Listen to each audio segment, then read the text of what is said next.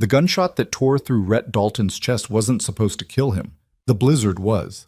But Margaret Callahan, half-starved and barely alive herself, found him dying in the snow and made an impossible choice.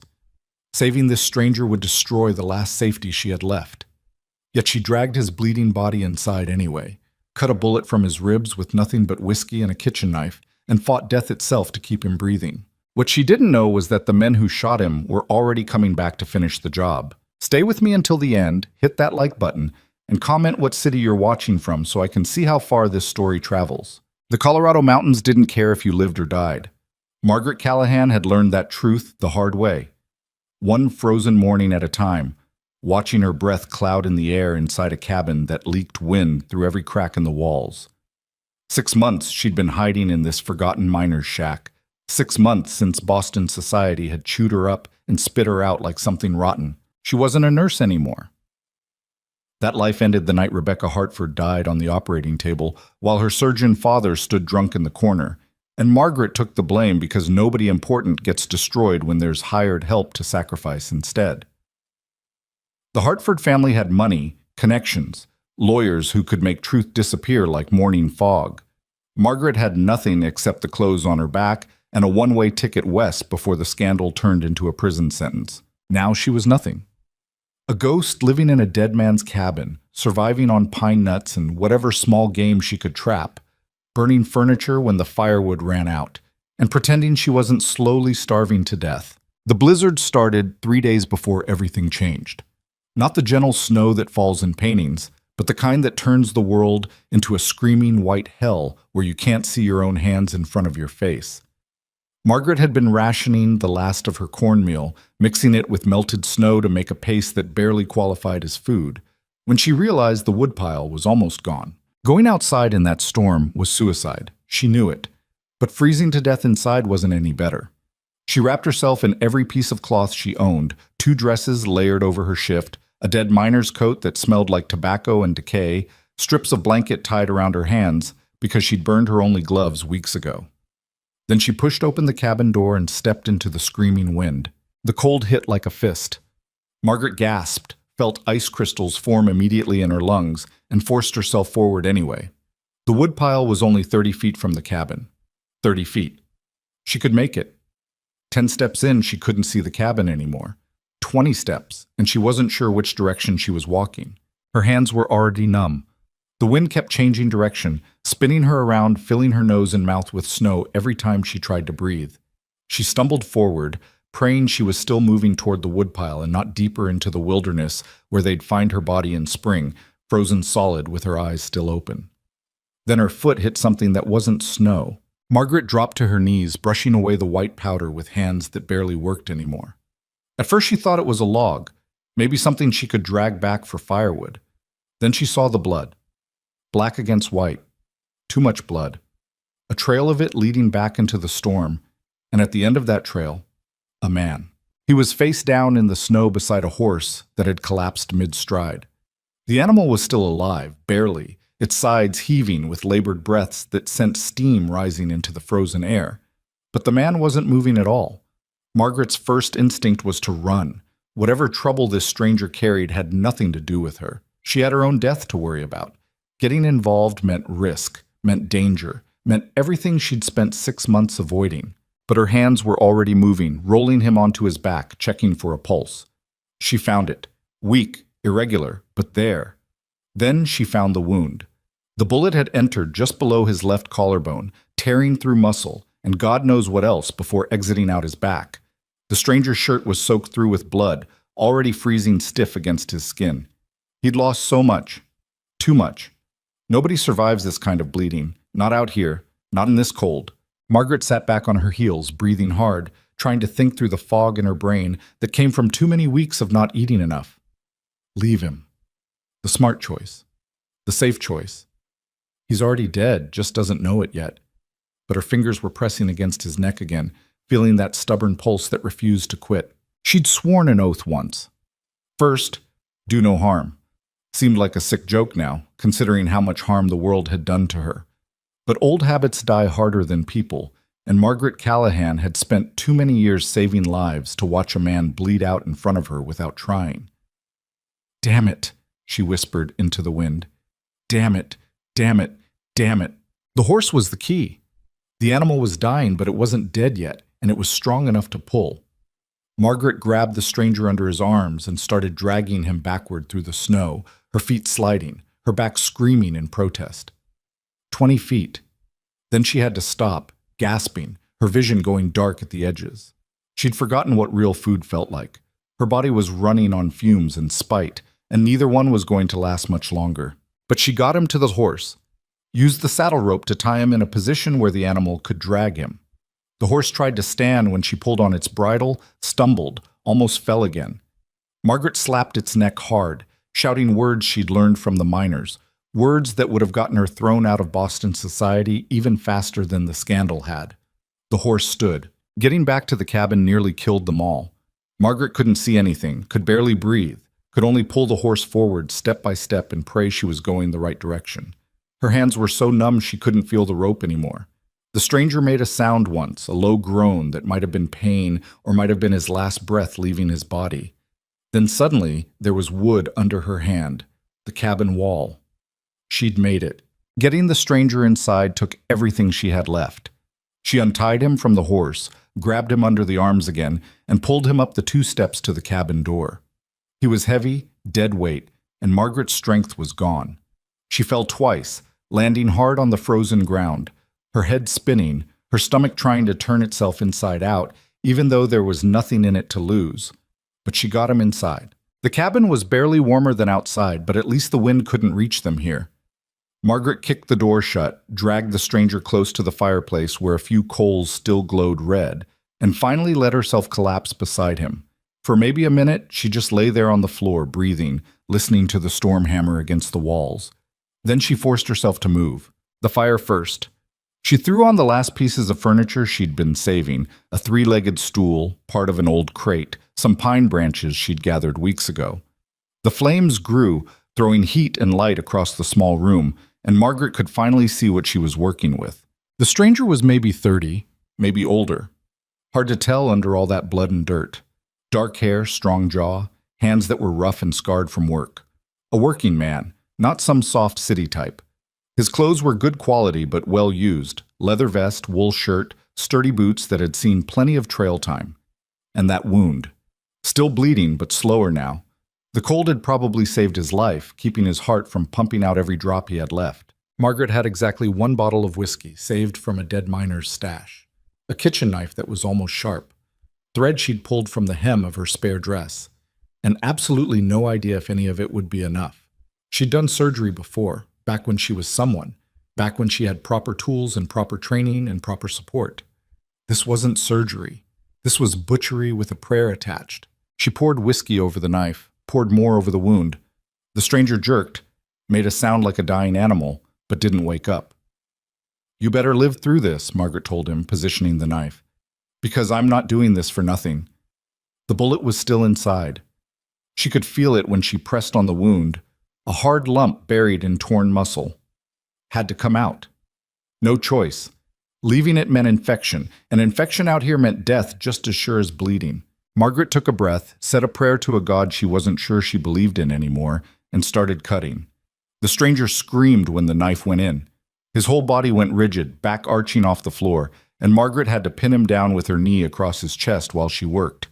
Blood poured fresh, hot against her freezing hands, and she couldn't see anything, could only feel her way through destroyed tissue looking for that piece of metal. Her fingers found it, slippery, buried deep. She couldn't get a grip. The stranger was thrashing now, still unconscious but fighting anyway, and Margaret was losing him. Could feel it. His pulse was getting weaker, his breathing more shallow, and if she didn't get this bullet out right now, he was going to die on this cabin floor. She dropped the knife, shoved her fingers into the wound, and pulled. The bullet came out covered in blood and tissue, and Margaret threw it across the room before pressing both hands over the hole in the stranger's chest. Blood poured between her fingers. Too much. She grabbed the whiskey bottle, poured it directly into the wound, and the stranger's scream could have woken the dead. "Stay with me," Margaret heard herself saying. "Stay with me. Stay with me. Don't you dare die on me now." She packed the wound with cloth torn from her spare dress, pressed down hard, and waited. The bleeding had to slow, had to stop. If it didn't, nothing else mattered. 1 minute passed. 2. The cloth was soaked through, but fresh blood wasn't pooling as fast. Margaret added more pressure, her arms shaking from exhaustion, her vision swimming. 3 minutes. 4. The bleeding slowed. 5 minutes, and it stopped entirely. Margaret sat back, gasping, staring at her hands. They were covered in blood up to the wrists, shaking so hard she could barely control them.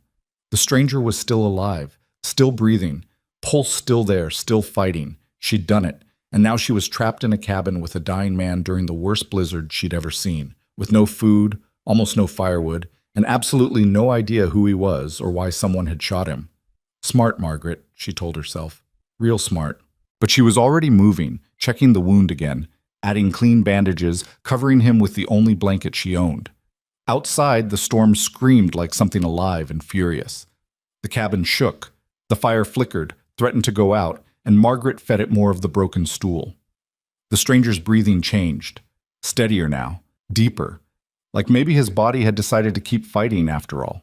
Margaret found his saddlebags by the door where she'd dropped them, opened them hoping for food, and found something better: jerky, hardtack, a full canteen of water, and a bag of coffee beans that made her want to cry. Rich man's food.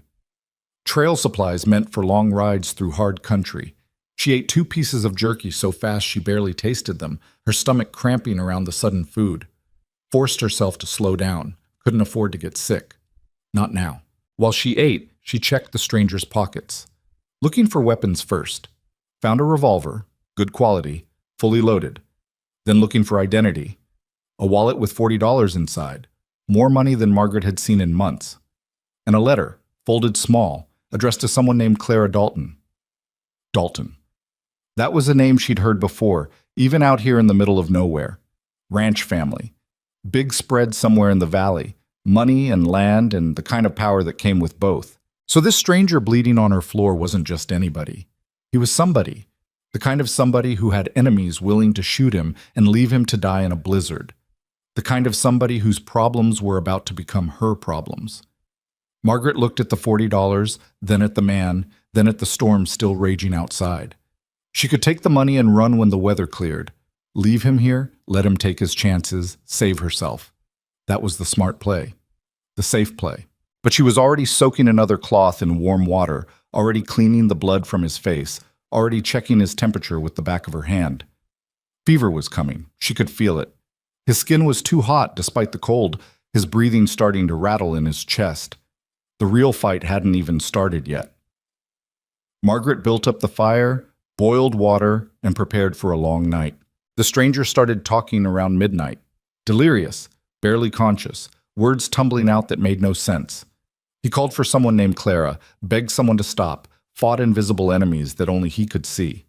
Margaret held him down when the thrashing got bad, forced water between his lips when he'd take it, and tried not to think about what would happen if he died anyway after everything she'd done. "Crow," he said once, clear as day. "Vernon Crow. Bastard. Going to kill us all." Then he was gone again, lost in fever dreams that made him sweat and shake. Margaret had heard that name too. Vernon Crow. Cattle baron from the eastern part of the territory. The kind of man who took what he wanted and didn't care who got hurt in the process. If this stranger had made an enemy of Vernon Crow, no wonder someone had put a bullet in him. Dawn came gray and cold. The storm had finally stopped, but the world outside was buried under 3 feet of fresh snow. The horse had died during the night. Margaret could see its frozen body from the window, already half covered in white. No way to bury it, nowhere to move it. Just another casualty of the mountains. The stranger was still alive, but barely. His fever had spiked during the night, and now he was burning up, shaking with chills despite the blankets piled on top of him. Margaret had seen this before. Infection setting in. Blood poisoning spreading through his system. Without proper medicine, he had maybe 2 days before his body gave up the fight. She checked the wound. Red, swollen, hot to the touch. Exactly what she'd been afraid of. "You stubborn bastard," she told the unconscious man. "You better be worth all this trouble." But she was already boiling more water, already preparing to clean the wound again, already doing everything she could with the nothing she had available. 3 days passed like a slow nightmare. The stranger's fever broke once, came roaring back worse than before. He stopped talking, stopped moving, just lay there breathing in shallow gasps that sounded like death rattling in his chest. Margaret slept in brief snatches beside the fire, waking every hour to check on him, to force water down his throat, to change bandages soaked through with fluid seeping from the wound. She'd given up hope twice, sat beside him waiting for the breathing to stop, for the fight to finally be over. But every time she was sure he was finished, his pulse would strengthen just enough to keep going. On the fourth morning, his eyes opened. Margaret was dozing beside the fire when she heard him move. Snapped awake immediately, hand going for the revolver she'd started keeping close, and found him staring at her with eyes that were clear for the first time since she'd found him. "Where am I?" His voice was rough, barely more than a whisper. "Middle of nowhere," Margaret said. "Colorado mountains. My cabin." He tried to sit up, made it about 6 inches before collapsing back with a groan. "What happened?" "You got shot. I found you in a blizzard, cut a bullet out of your chest. You've been unconscious for 4 days." The stranger processed that, his eyes tracking around the cabin, taking inventory. Smart. Even half dead, he was thinking about threats, about safety, about what kind of situation he'd woken up in. "You saved my life. Don't thank me yet. You're not out of the woods." "Who are you?" Margaret considered lying, using a fake name, but she was too tired for games. "Margaret Callahan, former nurse, currently nobody. Rhett Dalton." He tried to sit up again, managed it this time with obvious effort. "Rancher, currently shot. I found your letter, to Clara." Something shifted in his expression. Fear, maybe, or concern. "My sister, I need to get back to her. Crow's men, they're going to—" "You're not going anywhere," Margaret cut him off. "You can barely sit up. You try to ride, that wound opens again and you bleed out before you make it a mile. You don't understand. Vernon Crow wants my land. He's been buying out ranchers for months, forcing them to sell, burning out the ones who won't. I'm the last one left with water rights to the valley. Without me, he owns everything. And he sent men to kill you.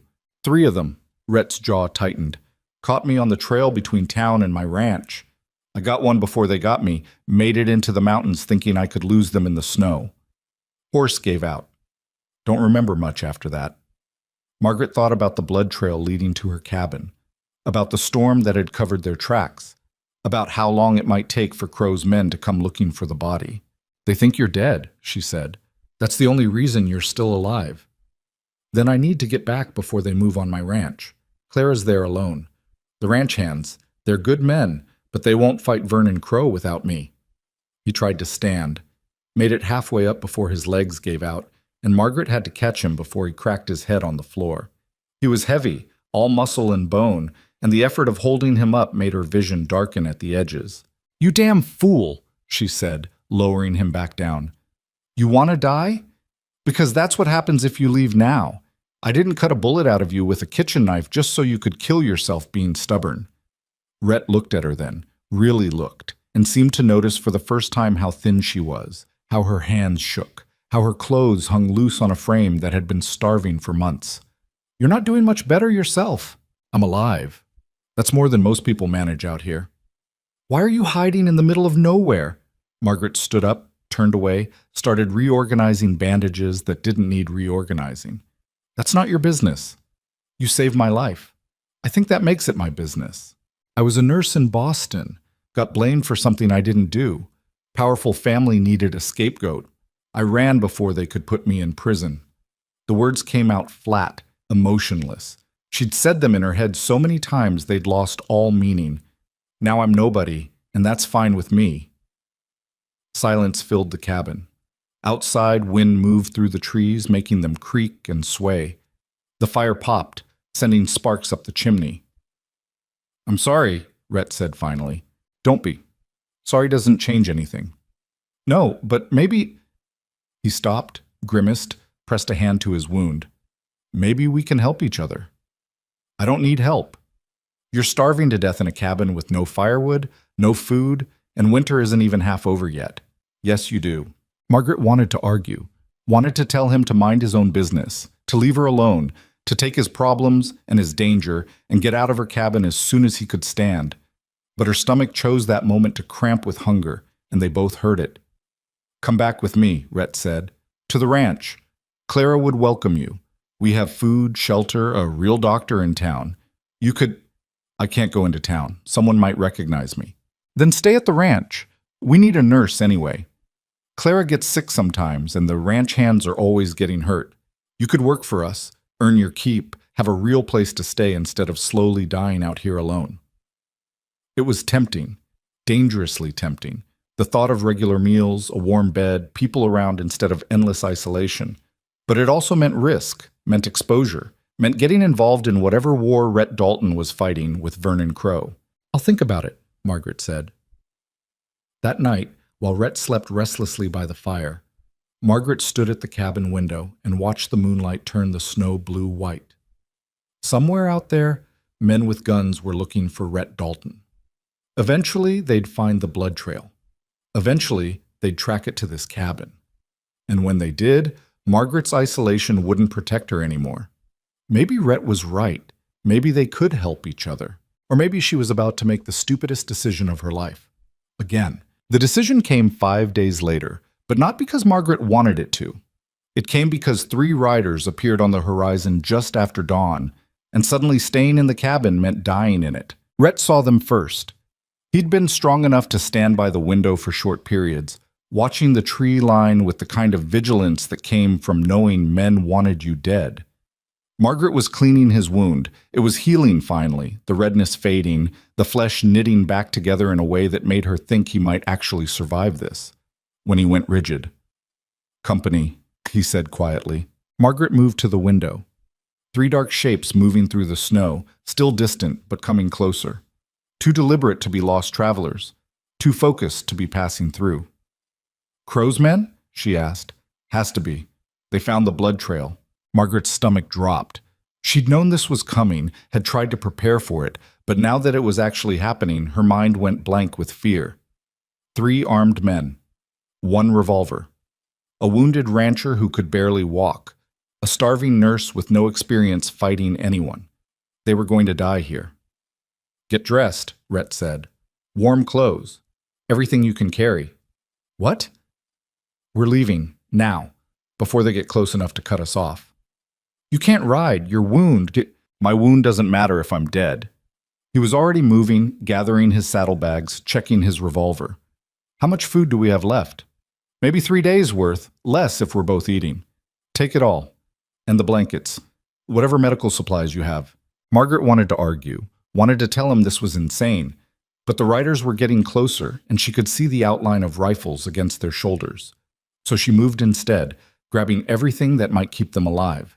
The dried jerky, the hardtack, her makeshift medical kit, the spare blankets, the whiskey bottle still half full. Rhett was trying to saddle his horse with hands that shook from weakness. The animal had wandered back during the thaw, half-starved but alive, and Margaret had been feeding it what little grain she could spare. Now it was their only chance. Let me, Margaret said, pushing him aside. Her fingers worked the straps and buckles, movements automatic from watching stable hands back when she had a life. You'll pass out before you finish. I'm fine. You're bleeding again. I can see it through your shirt. He looked down. Fresh blood had soaked through the bandage, a dark stain spreading across the fabric. Damn it. Exactly. So let me work and you stay alive long enough for this to matter. The horse was saddled in 2 minutes. Margaret tied their supplies behind it, working fast, her hands steadier than she felt. The riders were close enough now that she could hear them calling to each other, spreading out, surrounding the cabin. Back way, Rhett said. There's got to be a back way out. There wasn't. Just the front door and 1 window too small to climb through. They were trapped. Margaret looked at Rhett, saw him doing the same calculation, coming to the same conclusion. His hand moved to his revolver.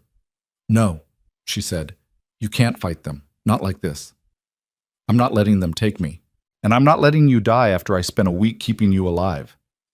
Her mind was racing, looking for options, finding none. We need another plan. There is no other plan. The riders were at the cabin now. Margaret could hear boots crunching in the snow, voices getting closer. 3 of them, just like Rhett said. Professional, careful. Men who'd done this before. Hello, the cabin, one of them called out. Friendly tone, polite even. Just looking for a friend of ours, rancher named Dalton. You folks seen him? Margaret met Rhett's eyes, saw him shake his head slightly. Don't answer. We know he came this way, the voice continued. Tracked his blood trail right to your door. If he's in there, we just want to talk. Make sure he's all right. Liars, but dangerous liars, the kind who'd smile while they killed you. Rhett moved toward the door. Margaret grabbed his arm, held him back. He looked at her with an expression that said he was about to do something stupid and heroic and get them both killed. Let me, she whispered. Margaret. But she was already at the door, opening it just enough to show her face. The three men stood in a semicircle outside, hands near their guns, but not quite touching them yet. The one in front was older, gray hair under his hat, the kind of weathered face that came from years outdoors. The other two were younger, meaner looking, the type who enjoyed their work. Can I help you, gentlemen? Margaret kept her voice steady, neutral. Ma'am? The older one tipped his hat. Sorry to bother you. Like I said, we're looking for a man, Rhett Dalton. Tall fellow, dark hair, probably hurt pretty bad. You seen anyone like that? No, sir. Been alone here all winter. That's so? His eyes moved past her, trying to see inside the cabin. Mind if we take a look around, just to be sure? I do mind, actually. This is my home. Now, ma'am, we're not trying to cause trouble, but our friend, he's hurt, lost a lot of blood. If he made it here, he needs help, medical attention. I haven't seen anyone. One of the younger men spoke up. There's a blood trail leading right to this cabin, fresh, maybe a week old. Could be from anything, Margaret said. Mountain lion, wounded deer. Lots of things bleed in the mountains. The older man's smile didn't reach his eyes. Sure they do. But this trail, it comes from a horse. And there's a horse tied behind your cabin right now that matches the description of Dalton's mount. Margaret's heart was pounding so hard she was sure they could hear it. That horse wandered in yesterday. I don't know where it came from. Ma'am, I'm going to ask you one more time, real polite. Step aside and let us search the cabin. And I'm telling you no. The smile disappeared. Then we've got a problem. The older man's hand moved to his gun, and everything happened at once. Rhett kicked the door open, firing before it was fully open, and the older man went down, clutching his leg. Margaret dove sideways as bullets tore through the doorframe where her head had been. The two younger men scattered, taking cover behind trees, and suddenly the quiet morning exploded into chaos. Get down! Rhett shouted, but Margaret was already moving, scrambling across the floor toward the fireplace where she'd left the poker. Not much of a weapon, but better than nothing. More gunfire, wood splintered, glass shattered. The window exploded inward, and one of the younger men tried to climb through. Margaret swung the poker with everything she had, caught him across the face, felt bone crack under the impact. The man screamed, fell backward out of the window, blood pouring from his broken nose. Rhett was at the door, using the frame for cover, trading shots with the third man. His shirt was soaked with blood now, his face pale, but his hands were steady. 3 shots. 4. The revolver clicked empty. Reload! Margaret threw him the gun belt she'd taken from his saddlebags. Rhett caught it, fumbled with the bullets, his hands starting to shake. The third man saw the opening and rushed the door. Margaret didn't think, just moved. She swung the poker again, caught him in the knee, and the man went down hard. He still had his gun, though, bringing it up, finger on the trigger, and Margaret knew she was about to die. Then Rhett's gun fired, and the man's head snapped back. Silence fell over the cabin, broken only by ragged breathing and the sound of the older man groaning outside where he'd dragged himself behind a tree. We need to go, Rhett said. He was swaying now, holding himself up against the doorframe. Now, before he gets help. Margaret looked around the cabin. It was destroyed, bullet holes everywhere, the window gone, her meager supplies scattered across the floor, everything she'd survived on for 6 months, gone in 30 seconds of violence. Come on! Rhett was already outside, moving toward the horse. Margaret grabbed what she could, a blanket, the medical kit, the bag of food, and followed him. The older man tried to shoot them as they passed. His bullet went wide, and then Rhett was in the saddle, reaching down for Margaret. She grabbed his hand, let him pull her up behind him, and then they were moving. The horse was tired, hungry, not built for carrying 2 people through deep snow, but it ran anyway, crashing through drifts, following what might have been a trail or might have been nothing. Behind them, the older man was still shouting, threats and curses that got quieter as distance opened up. Rhett lasted maybe half a mile before he started slumping forward.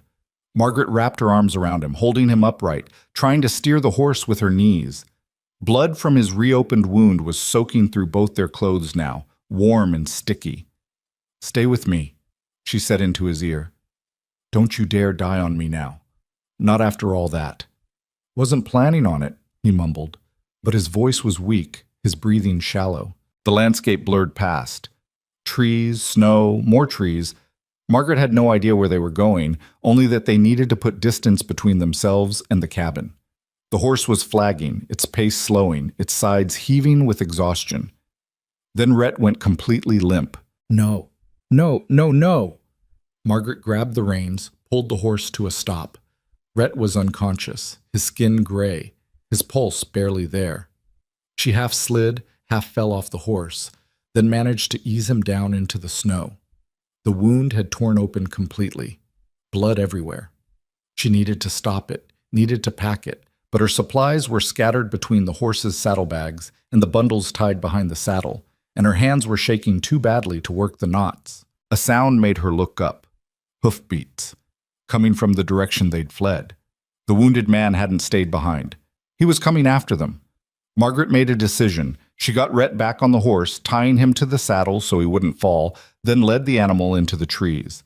50 feet in, she found what she was looking for, a rocky overhang, deep enough to hide them, narrow enough that the snow hadn't filled it in. She pulled Rhett off the horse, dragged him into the shelter, then covered the entrance with pine branches. The horse she sent running with a slap to its hindquarters, hoping it would lead their pursuer away. Then she sat in the darkness with an unconscious man bleeding against her shoulder and waited. The rider came 10 minutes later. She could hear him moving through the trees, calling out, "Dalton, I know you're out here. You're hurt. You need help. Let me help you." More lies. Margaret pressed her hand over Rhett's mouth, even though he was unconscious, even though he couldn't make a sound. Her other hand found a rock, heavy enough to be a weapon if it came to that. The hoofbeats got closer, closer, then stopped right outside their hiding place. Margaret held her breath. Through the branches she could see the rider, the younger man whose nose she'd broken. His face was a mess of dried blood, his eyes scanning the trees, looking for any sign of them. "I'm going to find you," he said quietly, "and when I do, I'm going to make you regret what you did." He sat there for what felt like hours, listening, watching. Then finally his horse moved on, and the sound of hoofbeats faded into the distance. Margaret waited another hour before she dared to move. Then she pulled the branches aside and looked out at a world that had gone quiet again. No riders, no sounds of pursuit, just wind and snow and the distant call of a crow. Rhett was still unconscious. His breathing was so shallow she had to keep checking to make sure he was still alive. The wound needed attention immediately, but she couldn't do anything here. No light, no supplies, nowhere warm enough to work. She needed shelter, real shelter. And she had no idea where to find it. The sun was setting when she finally got Rhett moving again. She'd managed to fashion a crude sled from pine branches and rope, tied it to herself like a harness, and started pulling. Every step was agony. Her body was already weak from months of starvation, and now she was hauling a full-grown man through knee-deep snow with no idea where she was going. But she kept moving, one step, then another, then another. Night fell. The temperature dropped. Margaret's breath came out in clouds of vapor that froze in her hair, her eyelashes, her scarf. She couldn't feel her feet anymore, couldn't feel her hands, just kept walking because stopping meant dying. Then she saw it, a dark shape against the snow. Another overhang, bigger this time, deep enough to be a cave. She pulled Rhett inside and collapsed beside him. For a long time she just lay there, too tired to move, too cold to think. Then Rhett made a sound, a low groan that meant he was still alive, and Margaret forced herself up. No wood for a fire, no supplies except what she'd managed to grab, no light except the moon reflecting off the snow outside. But she had the medical kit, and that would have to be enough. She worked by feel, cleaning the wound with snow, packing it with strips torn from her dress, binding it tight with the last of her thread. Rhett was burning up with fever again, shaking so hard his teeth chattered, and Margaret wrapped him in the single blanket they had left and pulled him close, sharing what little warmth her body could generate. You better be worth this, she told him. Same thing she'd said that first night. You better be worth all of this. Outside, wolves started howling. Close, too close. Margaret found a rock and held it ready. She was too tired to be afraid anymore. Just angry. Angry at the world for putting her here. Angry at Rhett for getting shot. Angry at herself for caring enough to try to save him. The wolves circled for hours. She could hear them moving outside the cave, could see shadows passing across the moonlight. But they never came in. Maybe they sensed the desperation inside was more dangerous than they wanted to deal with. Dawn came cold and gray. The wolves were gone. Rhett was still alive, still burning with fever, but alive. Margaret forced herself to stand. Her legs barely worked. Her vision swam, but she stood anyway, and when she looked out of the cave, she saw something that made her heart skip. Smoke, thin and distant, but definitely smoke, which meant people, which meant shelter. She got Rhett onto the sled again and started walking. The smoke came from a ranch house. Margaret saw it from a ridge overlooking the valley, a sprawling building with barns and corrals and outbuildings scattered around it. Cattle dotted the snow-covered fields. Fence lines ran in neat rows. It was civilization, or at least the frontier version of it. Rhett stirred as they got closer. His eyes opened, unfocused, confused. Where? I don't know, Margaret said. Some ranch. Saw smoke. Needed shelter. Need to... Clara... His words were slurred, barely coherent. Later. First we get you somewhere warm. They made it to the ranch house just as the sun reached its peak. Margaret was beyond exhausted, running on nothing but will, and when the front door opened, she almost fell down the steps.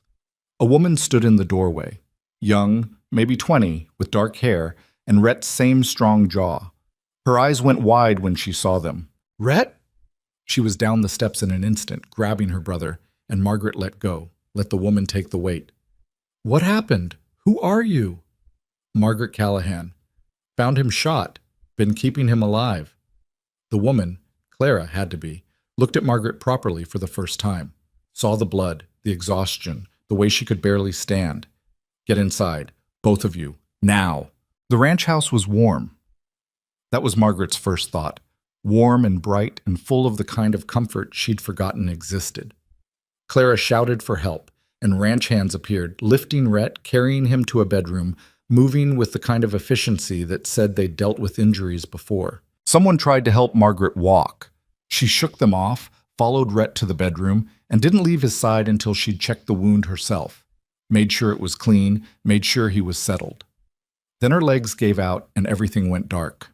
She woke up in a bed, a real bed, with clean sheets and a feather pillow and blankets that weren't falling apart. Sunlight streamed through a window. The smell of cooking food drifted from somewhere downstairs. For a moment, Margaret thought she was dreaming. Then the door opened and Clara came in carrying a tray. You're awake.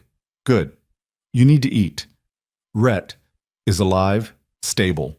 The doctor came this morning and said whoever patched him up did an incredible job considering the circumstances. Clara set the tray on the bed. That was you, I'm guessing. Margaret nodded. You saved my brother's life. Maybe. Or maybe I just delayed the inevitable. Clara studied her for a long moment. He told me what happened. At your cabin. With Crow's men. Said you fought beside him. Said you could have run but didn't. Wasn't much choice in it. There's always a choice. Clara sat down on the edge of the bed.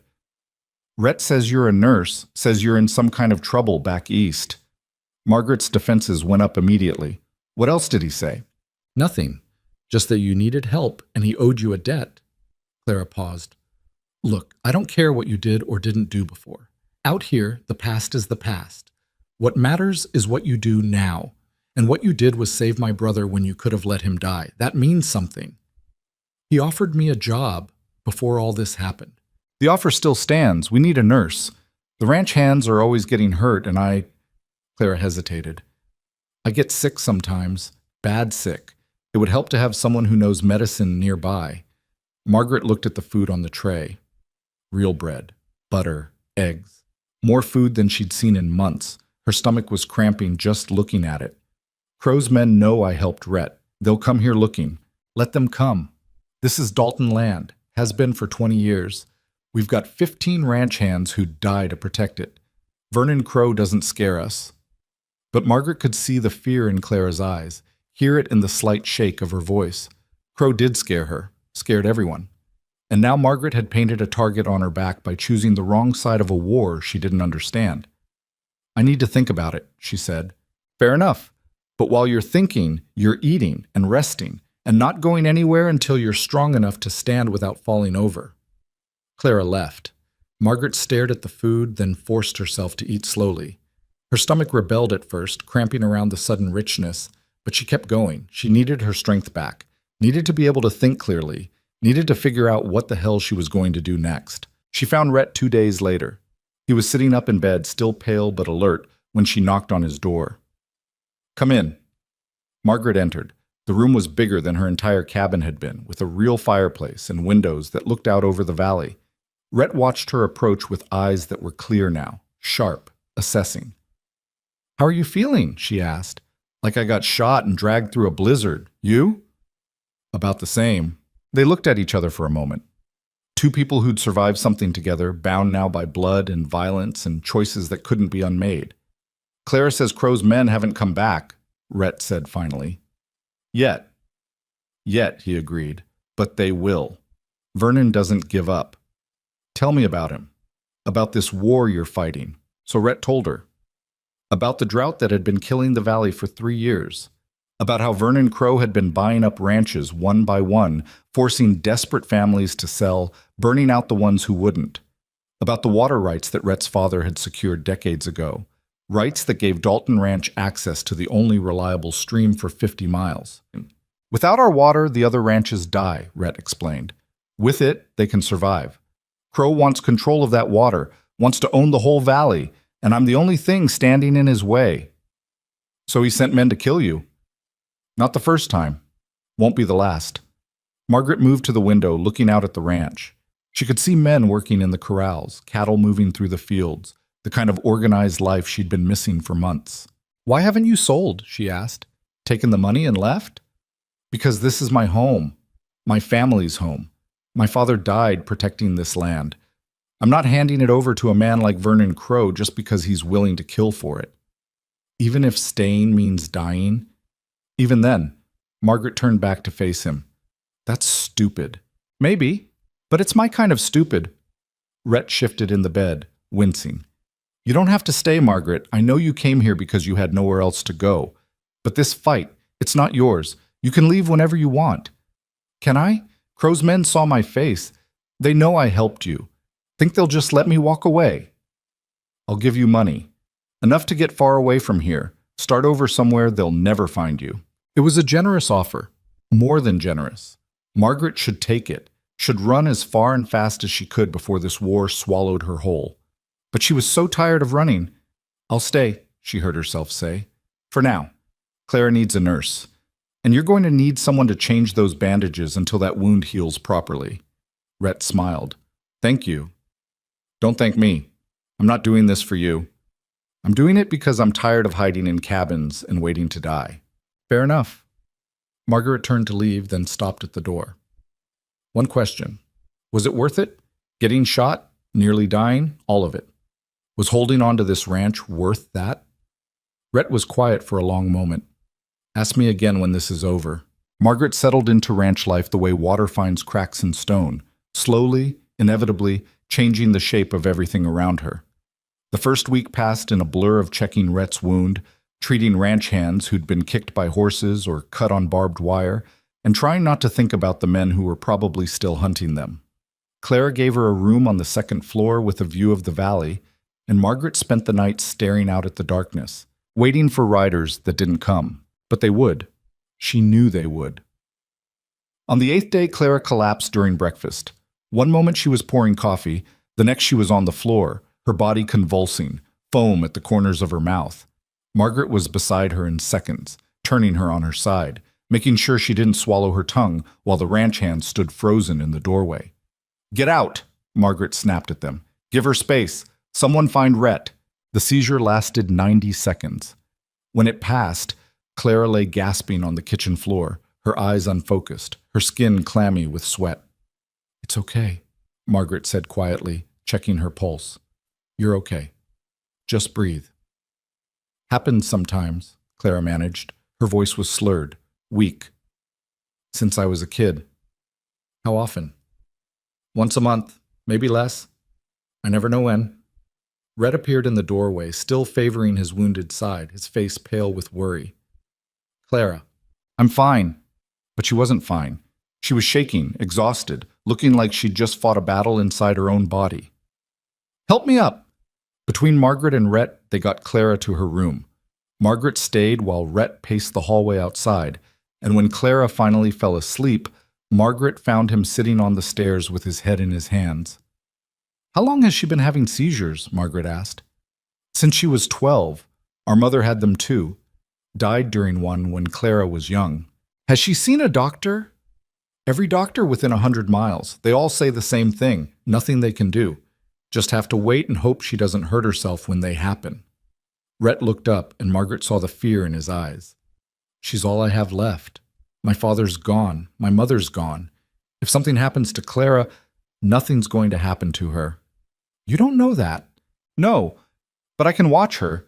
Make sure she's not alone when it happens. Keep her safe. Margaret sat down beside him on the stairs. That's what you hired me for, isn't it? I hired you because I owed you my life. Same thing. They sat in silence for a moment. Outside, the ranch was coming alive with morning activity. Men shouting, cattle lowing, the sounds of a working operation. Normal sounds. Safe sounds. The kind Margaret had forgotten existed during those months alone in the mountains. Vernon Crow came by yesterday, Rhett said finally. Margaret's stomach tightened. What? Rode up to the front gate with 6 men. Wanted to talk business. Said he heard I was back from the dead and thought we should discuss terms. What did you tell him? Told him to get off my land before I shot him for trespassing. That was smart. It was stupid. He knows I'm wounded, knows I'm vulnerable. He's going to push harder now. So what do we do? Rhett looked at her. We? You said this fight wasn't mine. Maybe it wasn't, but those men tried to kill me too. So yeah, we. Something shifted in Rhett's expression. Gratitude maybe, or surprise, or something deeper that neither of them was ready to name yet. There's a ranchers' meeting next week, he said. In town.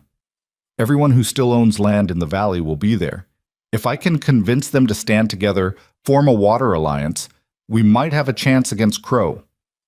And if they won't, then we're alone. And Vernon Crow gets what he wants. The meeting was set for Saturday. Margaret spent the days leading up to it learning the rhythm of the ranch, treating the steady stream of injuries that came with working around animals and machinery and hard men doing dangerous work. She cleaned cuts, set a broken finger, lanced an infected wound on a cowboy's leg that he'd been ignoring for 2 weeks because he was too tough to complain. You're good at this, one of the ranch hands told her. His name was Billy, young kid with a crooked nose and an easy smile. Better than old Doc Henderson in town. He just throws whiskey at everything and hopes it works. Whiskey works more often than you'd think, Margaret said, wrapping the bandage. But keep it clean. Change the dressing every day. If you see red streaks spreading from the wound, find me immediately. Yes, ma'am. Word spread fast. By the end of the week, ranch hands from neighboring properties were showing up with injuries they'd been living with for months. A man with a shoulder that had been dislocated and healed wrong. A woman whose baby had been breech and left her with complications. Kids with fevers, old men with coughs that wouldn't quit. Margaret treated them all in an old storage shed that Clara helped her convert into a makeshift clinic. It wasn't much. A table, some shelves, a wood stove for sterilizing instruments, but it was more than she'd had in that frozen cabin, and every person she helped felt like reclaiming a piece of herself she'd thought was lost forever. Clara watched from the doorway one afternoon, leaning against the frame while Margaret stitched up a ranch hand who'd been gored by a bull. You're changing things here, Clara said when the man had left. People are starting to trust again, starting to hope. I'm just doing my job. It's more than that. You're giving them something to believe in. Margaret cleaned her instruments in boiling water, not looking at Clara. I'm not a saint. Don't make me into one. I'm not, but you're not the broken thing you think you are either. That hit harder than Margaret wanted to admit. She'd spent so long thinking of herself as ruined, as someone the world had finished with, that hearing anything different felt wrong, dangerous, like hope was just another thing that could be taken away. "Your brother's going to get himself killed," Margaret said, changing the subject. "You know that, right?" "Probably." "And you're okay with it?" Clara came into the clinic, pulled up a stool, sat down across from Margaret. "No, I'm terrified. Every day I wake up wondering if this is the day Vernon Crow sends more men. If this is the day I lose Rhett the way I lost our parents." She paused.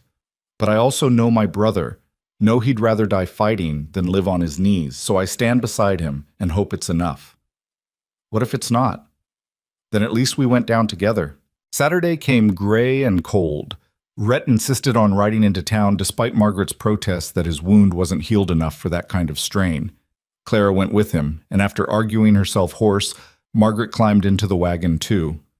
"You don't have to come," Rhett said. "Someone needs to patch you up when you tear your stitches." "Always so optimistic. I prefer realistic."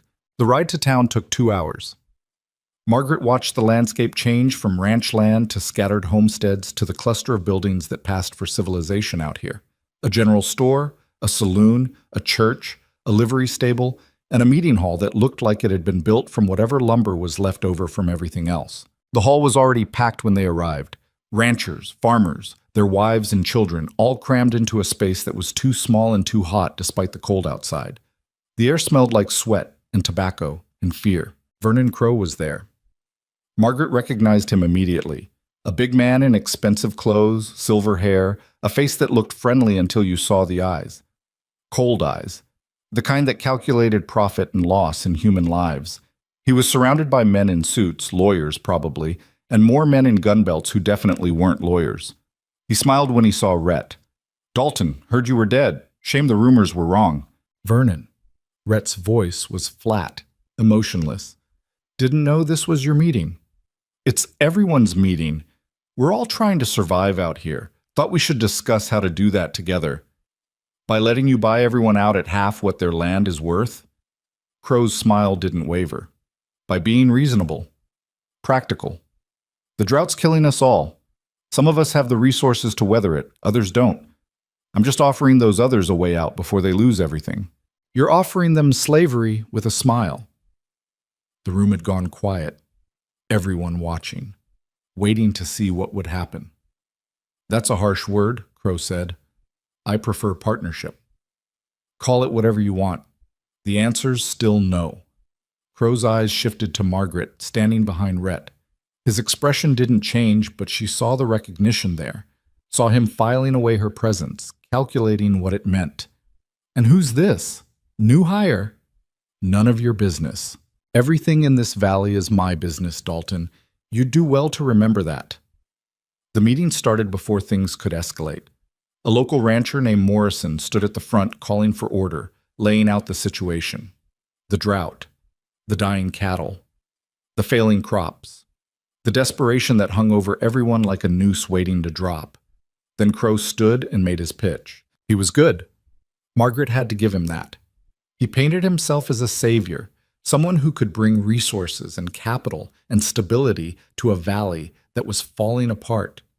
He talked about irrigation systems and new wells and cooperative ventures that would save everyone. He made it sound reasonable, even generous, and people were listening. Margaret could see it in their faces. The hope, the temptation, the exhaustion of fighting a losing battle against nature and economics and time. Then Rhett stood. "Everything Vernon just said is a lie." The room erupted, people shouting, arguing, some agreeing with Rhett, and some telling him to sit down and shut up. Morrison banged his gavel. "Let the man speak." Rhett moved to the front, favoring his wounded side, his face pale, but his voice steady. "I know you're all scared. I know you're tired, but selling to Vernon Crow isn't salvation. It's suicide." "That's slander," one of Crow's lawyers said. "It's truth. My father kept records, bills of sale from ranchers who sold to Crow 5 years ago. You know what happened to those families? They got paid half what was promised, forced to work their own land as hired hands. Some of them disappeared entirely when they complained too loud." "You have proof of these accusations?" Crow asked. His voice was still friendly, but the eyes had gone dead. I have my father's records, legal documents showing water rights that belong to the Dalton Ranch, rights that extend to anyone who wants to form a cooperative alliance. We don't need Vernon Crow's money. We need each other. Margaret watched the room divide in real time. Some people leaning forward, interested, others shaking their heads, unwilling to take the risk. Crow's men spreading out along the walls, hands near their guns. "This is insane," someone shouted. "We can't fight Vernon Crow." "We can if we stand together," Rhett said. "And if we don't? What then? You going to protect us when his men come burning our homes?" "Yes." The simplicity of it cut through the noise. Rhett standing there, wounded and outnumbered but unbreaking, promising protection he might not be able to deliver. "I know what I'm asking," Rhett continued. "I know it's dangerous. But if we give in now, we lose everything. Our land, our freedom, our future. Is that really what you want? To spend the rest of your lives working for a man like Vernon Crow?" The room was silent again.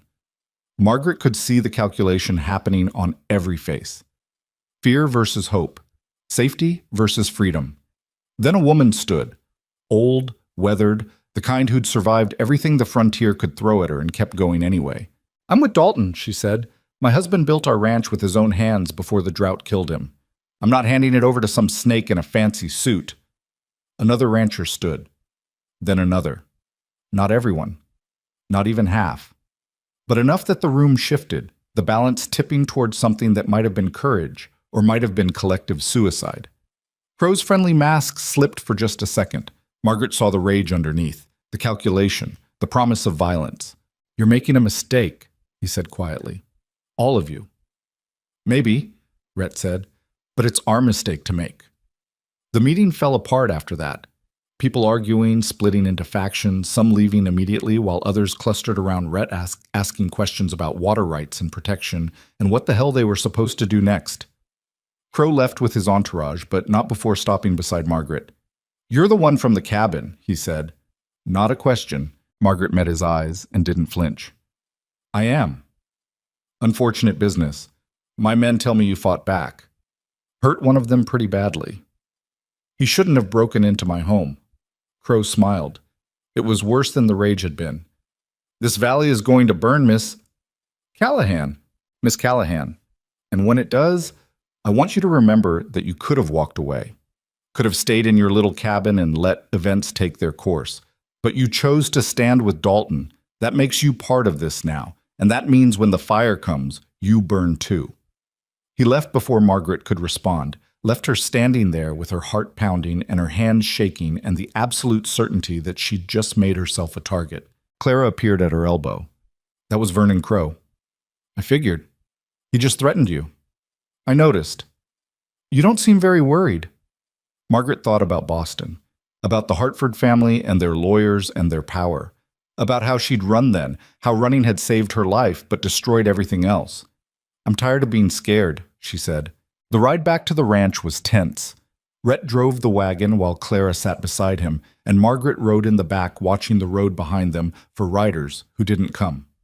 Not yet. "You did good today," Clara told her brother. "Did I?" Half the room walked out. Vernon's going to come after the ones who stayed with us twice as hard now. But they stayed. That's something. It's a target. We painted a target on everyone who stood up. Then we protect them. Rhett laughed, bitter and tired. "With what? 15 ranch hands and hope? Vernon has money, men, connections. We have water rights and stubbornness." "You have me," Margaret said from the back of the wagon. They both turned to look at her. "I'm a nurse. I can treat injuries when this gets violent, can teach people basic field medicine so they can help each other. It's not much, but it's something." "Margaret, don't tell me I don't have to do this. I'm already in it." Crow made that clear, so either I help or I hide. And I'm done hiding. Something passed between them. Understanding maybe, or the kind of bond that forms when people choose to stand together knowing they might fall together too. That night, Margaret couldn't sleep. She stood at her window watching the valley, thinking about all the ways this could go wrong, all the ways people could die, all the ways she could fail again. A knock on her door made her turn.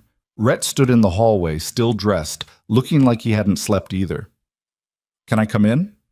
Margaret nodded, stepping back to let him enter. He closed the door behind him, moved to the window, stood beside her looking out at the same darkness. "I need to show you something," he said finally.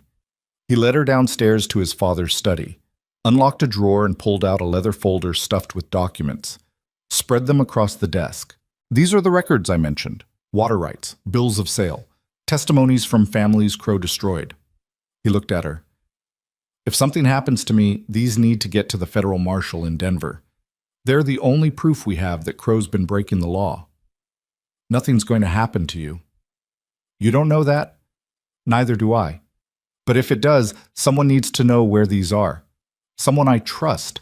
Margaret looked at the documents, saw names and dates, and the kind of detailed record-keeping that could bring down an empire if the right people saw it. "Why me?" "Because you're not from here. You have no stake in this valley except the one you chose. That makes you more trustworthy than anyone who's lived here their whole life. Or more likely to run when things get bad. You didn't run from my cabin when Crow's men came. Didn't run when I offered you money to leave. You're still here. That tells me everything I need to know." He was standing close now, close enough that Margaret could see the exhaustion in his face, the pain he was hiding from everyone else, the fear he wouldn't admit to. "We're going to lose," she said quietly. "You know that, right? Vernon Crow has too much power, too many resources. We're going to lose and people are going to die. Probably. So why fight?" Rhett was quiet for a long moment. "You asked me before if holding on to this ranch was worth getting shot, worth nearly dying. I didn't have an answer then. And now? Now I think maybe it's not about the ranch. It's about not letting men like Vernon Crow decide who gets to exist and who doesn't. It's about standing up even when you know you'll fall. Because if we don't, then what's the point of any of it?" Margaret understood that, had lived with that same question during those months alone in the cabin. What's the point of surviving if you're not really alive? "I'm scared," she admitted. The words felt wrong coming out, like a weakness she shouldn't show. "Me too." "But you're still fighting." "So are you." They stood there in the study surrounded by documents that might save them or might just be evidence left behind when they were gone. Outside, the wind picked up, making the house creak and settle. Margaret's hand found Rhett's. She wasn't sure who reached first, but suddenly they were holding on to each other like drowning people, clinging to wreckage. "We should get some sleep," Rhett said, but he didn't move. "We should." Neither of them moved. Then Rhett's other hand came up, touched her face, and Margaret was kissing him before she could think about whether it was smart or stupid or a terrible idea. He kissed her back, careful of his wound, and for a few seconds the fear disappeared into something else entirely. They broke apart, breathing hard. "That was stupid," Margaret finished. "I was going to say complicated."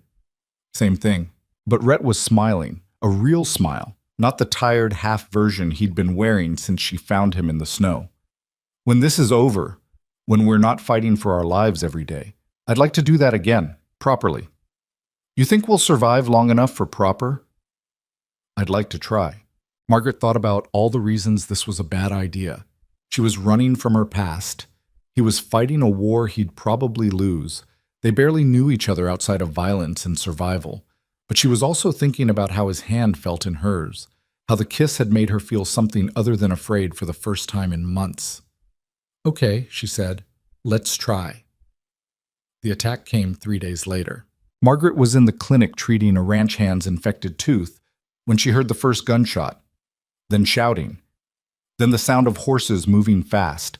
She ran to the door, saw smoke rising from one of the barns, saw riders spreading out across the ranch property, torches in hand. 6 of them, maybe more.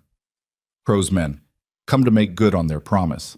The ranch hands were already fighting back. Gunfire erupted from the bunkhouse, from behind fence lines, from the main house where Clara was firing a rifle from an upstairs window. But they were outnumbered, outgunned, and within minutes the second barn was burning too. Margaret ran toward the main house, keeping low, dodging between buildings. A bullet whined past her head, close enough that she felt the air move. She hit the ground, crawled the last 20 feet, and crashed through the door just as more shots tore through the windows. Rhett was there, reloading his rifle with hands that shook. Blood was spreading across his shirt. The wound had opened again. "Where's Clara?" Margaret shouted over the gunfire. Upstairs, covering the north side. You're bleeding. I noticed. Little busy right now. More gunfire, the sound of glass shattering. One of the ranch hands screaming outside, the sound cutting off abruptly. Margaret grabbed Rhett's medical kit from the shelf where she'd insisted he keep one. Sit down. We're under attack, and you'll bleed out before it's over if you don't let me work. Sit down. He sat. Margaret tore open his shirt, saw the wound had torn along half its length, fresh blood pouring out. She packed it with cloth, bound it tight, and prayed it would hold. Outside, the attack was getting worse. The raiders had set fire to the grain storage, to the equipment shed, to anything that would burn. Smoke was filling the air, making it hard to see, hard to breathe. Then Clara screamed from upstairs. Rhett was on his feet immediately, rifle in hand, taking the stairs two at a time with Margaret right behind him. They found Clara on the floor of her bedroom, her body convulsing, foam at her mouth. A seizure, in the middle of a battle. Cover me, Margaret told Rhett, dropping beside Clara. Rhett moved to the window, firing at shapes moving through the smoke, while Margaret turned Clara on her side, checked her airway, held her head so she wouldn't crack it against the floor. The seizure lasted forever, and no time at all. When it passed, Clara lay gasping, tears streaming down her face. I'm sorry, she whispered. I'm sorry. I couldn't help it. It's okay. You're okay. Margaret checked her pulse, her pupils. Can you stand? I think so. They got Clara to her feet just as a rider appeared at the window. Rhett fired, missed, fired again. The rider went down. We can't stay here, Margaret said. The whole ranch is going to burn. Where do we go? Good question. Outside was a war zone. Inside was a trap, and Clara was in no condition to run. Then Margaret heard it. Hoofbeats. Multiple horses. Coming from the east road. More of Crow's men, or something else. The riders that appeared weren't Crows. They were ranchers. The families who'd stood with Rhett at the meeting come to help defend Dalton Ranch the way Rhett had promised to defend them. The tide turned fast. Crow's raiders found themselves suddenly outnumbered, outflanked, caught between the ranch hands and the reinforcements. They broke, scattered, fled into the smoke with half their number dead or wounded behind them. When the shooting finally stopped, Margaret stepped outside and saw the cost. 2 barns gone. The grain storage destroyed. 3 ranch hands dead. 5 more wounded. The ranch property torn apart by bullets and fire and violence. But they'd survived. Margaret moved through the wounded, treating what she could, marking the ones who needed a real doctor, holding the hand of a young cowboy who was dying and knew it. Did we win? He asked her. Margaret looked around at the destruction, at the bodies, at the smoke still rising into the gray sky. Yeah, she lied. We won. The young cowboy died just before sunrise. Margaret closed his eyes and stood up with blood on her hands and exhaustion so deep it felt like drowning. Around her, the ranch was a graveyard of smoke and ash. The surviving ranch hands moved through the wreckage in silence, putting out fires, counting bodies, trying to salvage what little remained. Rhett found her standing by the burned-out grain storage, staring at nothing. You should rest, he said. So should you. His shirt was soaked through with blood again. The bandage she'd applied during the fight had failed hours ago. Come on, let me fix that before you collapse. They went to what was left of the clinic. Half the roof had caved in from a stray torch, but the medical supplies were intact. Margaret cleaned Rhett's wound for what felt like the 100th time, her hands moving automatically while her brain refused to think about anything at all. This has to be stitched properly, she said. Not field medicine, real surgery. Can you do it? Not here. Not with what I have. Margaret looked around at the destroyed clinic. We need to get you to town, to a real doctor. Can't leave. Crow will attack again the moment he knows I'm gone. Then you'll die here. That wound keeps tearing open. Eventually it's going to tear something vital and no amount of bandages will save you. They stared at each other, both too stubborn to back down, both too tired to keep fighting. Clara appeared in the doorway. She looked worse than both of them, pale, shaking, guilt written all over her face. It's my fault, she said quietly. The seizure? If I hadn't... Stop. Rhett's voice was sharp. Don't do that. Don't blame yourself for something you can't control. People died because I couldn't fight. People died because Vernon Crow is a bastard who burns ranches, when he doesn't get his way. That's on him, not you. But Clara's face said she didn't believe it. Margaret recognized that look, had seen it in the mirror enough times, the weight of blame you carry whether you deserve it or not. The ranchers are outside, Clara said, changing the subject. Morrison and the others who came to help, they want to talk. The ranchers had gathered in front of what used to be the main barn. 12 of them, soot-covered and exhausted, some wounded, all looking like they'd just seen the future and didn't like what they found there. Morrison spoke first. He was the old rancher who'd run the meeting in town, a man who'd survived 40 years on the frontier and probably thought he'd seen everything. This was a warning, he said. Crow's telling us what happens if we don't fall in line. And what do you want to do about it? Rhett asked. That depends. You promised us protection. 3 of my men got shot tonight defending your ranch. I need to know if this alliance is worth dying for. Is keeping your land worth dying for? Don't turn this around. I asked you a question. Rhett was quiet for a moment. Margaret could see him calculating, weighing his words, knowing that what he said next would either hold this fragile alliance together or shatter it completely. I can't promise you won't get hurt, Rhett said finally. Can't promise Crow won't come after you next, but I can promise that if we stand together, we have a chance. Alone, we're dead. All of us. Our ranches burned, our families scattered, our land owned by a man who'll bleed it dry and throw away the husk. That's not much of a promise. It's the only one I have. Morrison looked at the other ranchers. Some nodded, others looked away. The old woman who'd been first to stand at the meeting spoke up. I didn't come here to quit, she said. Lost my husband to this drought, lost half my cattle, but I'll be damned if I lose my land too. I'm staying with Dalton. Even if it means more nights like this? Especially then, because running just means dying slower. One by one, the others agreed. Not all of them. 2 ranchers left immediately, taking their men and their loyalty with them. But the rest stayed. Stayed and started planning. They worked through the morning. Margaret moved between groups, treating injuries, listening to men argue about patrol schedules and defensive positions, and how to protect multiple ranches when they barely had enough people to protect one. She found Rhett alone behind the burned barn, sitting on a piece of scorched timber with his head in his hands. You did good, she said. I got people killed. Crow got people killed. You're trying to save them. Same result. Margaret sat down beside him. Her whole body ached. She couldn't remember the last time she'd slept more than an hour at a stretch. But sitting here next to Rhett, watching the sun climb over the destroyed ranch, she felt something that might have been peace. Or maybe just exhaustion so deep it looked like peace. When this is over, Rhett said quietly, if we survive it, I want to take you somewhere. Somewhere that isn't burning or bleeding or fighting. Where? I don't know. Somewhere quiet. Where we can just be normal for a while. I don't think I remember how to be normal. Then we'll figure it out together. Margaret leaned against his shoulder, felt him tense, then relax, then carefully put his arm around her despite the pain it caused his wound. That thing you said, she told him, about doing this properly when the war is over. Yeah? I'd like that. They sat like that until Clara called them back to deal with the next crisis, and the next, and the next. Because the war wasn't over and proper was still a long way off. The federal marshal arrived 3 days later. Margaret was in what was left of the clinic when she heard horses approaching. Her first instinct was to grab a weapon, but these riders came from the East Road flying official colors.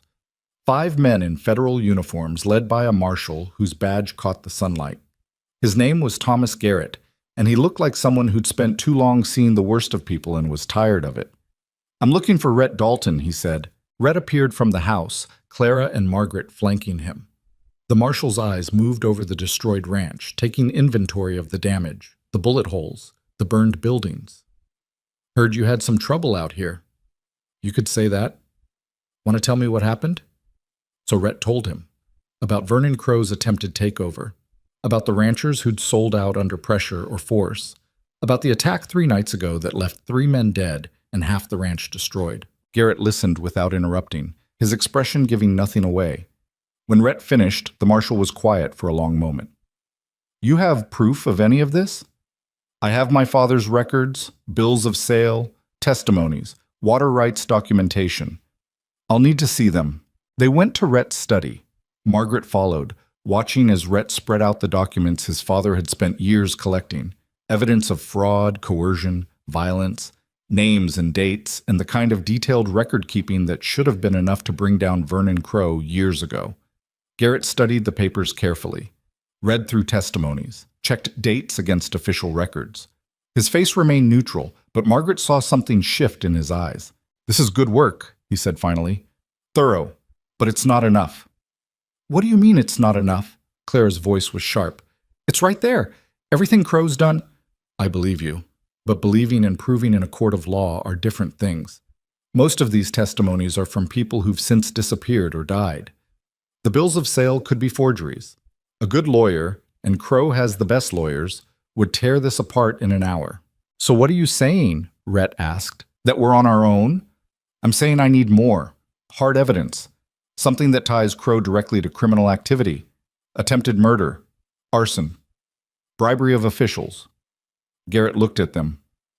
"You give me that, and I can move against him. Without it, my hands are tied." Margaret felt something cold settle in her stomach. They'd survived an attack, lost good people, fought and bled and nearly died. And it still wasn't enough. "There might be a way," she heard herself say. Everyone turned to look at her. "Crow came to the ranchers' meeting, threatened me directly afterward, said the valley was going to burn and I'd burn with it." Margaret's heart was pounding, but she kept her voice steady. "That's a threat. If we can get him to make more threats, more explicit ones, in front of witnesses—" "That's dangerous," Garrett said. "Everything about this is dangerous." "She's right." Rhett was looking at Margaret with an expression she couldn't quite read. "If we can draw Crow out, get him to incriminate himself—" "You'll get yourself killed," Clara interrupted. "Both of you. This is insane." "It's the only option we have." The marshal pulled out a notebook, started writing. "If you're serious about this, I can help. Set up a meeting. Bring deputies as witnesses. But you understand the risk. Crow isn't stupid. He smells a trap. This whole thing falls apart." "Then we make sure he doesn't smell a trap," Margaret said.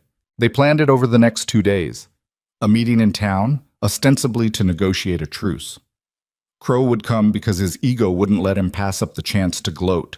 Garrett would position his deputies around the meeting hall, hidden but close enough to hear everything. And Margaret would be the bait.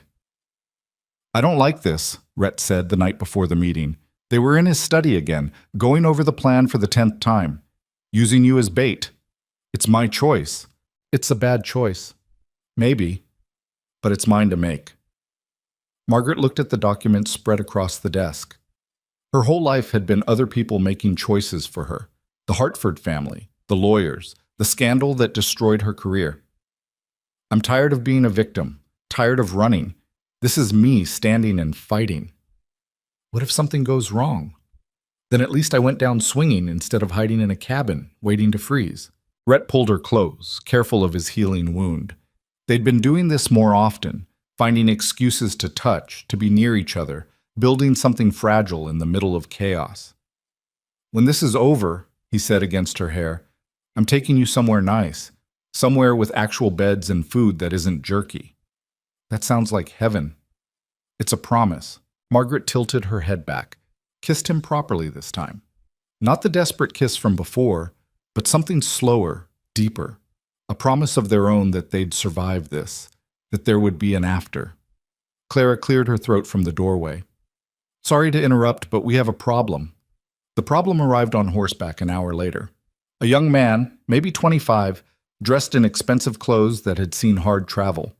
He dismounted in front of the house and stood there looking lost. Rhett came out with his rifle. "You're on private property."